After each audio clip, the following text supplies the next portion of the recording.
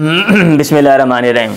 अगर आप अरबी ज़ुबान में महारत हासिल करना चाहते हैं तो ये अल्फ़ाज़ आपके लिए हैं। ये लेक्चर नंबर 1 है और यहाँ पे मैंने वो लफ्ज़ लिखे हैं, 15 अल्फ़ाज़ हैं जो हमारे अरबी अदब यानी अरबिक लिटरेचर में बहुत ज़्यादा इस्तेमाल होते हैं। अगर आप यूनिवर्सिटी के स्टूडेंट हैं या किसी मदरसे के तालिब इल्म हैं और अरबी अदब की आप किताबें पढ़ते हैं तो ये अल्फ़ाज़ याद करना आपके लिए ज़रूरी हैं।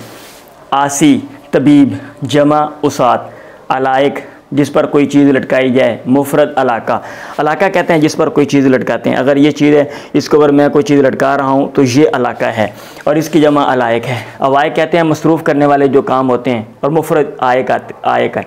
अल-ऐन थकन, अल-हैन हलाकत, अन-नशवान मस्त और इसकी जमा है नशावा। कतूब सुस्त रफ्तार, जमा है कुतुफुन। जुर्दुन कम बालों वाले, वाला लिखा हुआ है, ये मुफरद का जो तर्जुमा है इसका मुफरद है अजरत। अजरत कहते हैं जिसके कम बालों, वो इंसान हो या कोई और जानदार हो, ये जो भी हो। मुआनात झीलना, आना युआनी मुआनात कोई चीज़ झीलना, बर्दाश्त करना। मुदानात करीब होना। उसबा जमात, जमा उसाबुन। अन्नुज़हा सैर व तफरी, जमा नुज़ाहुन।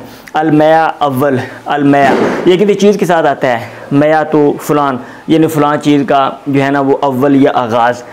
अल-फारिद आगे जाने वाला और इसकी जमा है फुर्रात। अल-लुक़ात लाम के ऊपर पेश है, अल-लुक़ात चुनी जाने वाली अशिया यानी वो चीज़ें जो फेंकी जाती हैं जिनका मकसद ये होता है कि लोगों ने उठाना होता है। जैसे शादी ब्याहों पे हम कोई चीज़ फेंक देते हैं और लोग उसको उठाते हैं, वो छुआरे हों या कोई मखाने हों या कोई पैसे हों या कोई और कुछ चीज़ हो, उसको कहते हैं अल-लुक़ात। ये 15 अल्फ़ाज़ हैं। मैं कोशिश किया करूँगा कि ये जो अस्मा हैं ये अरबी अदब की जो किताबें हैं उनसे हैं।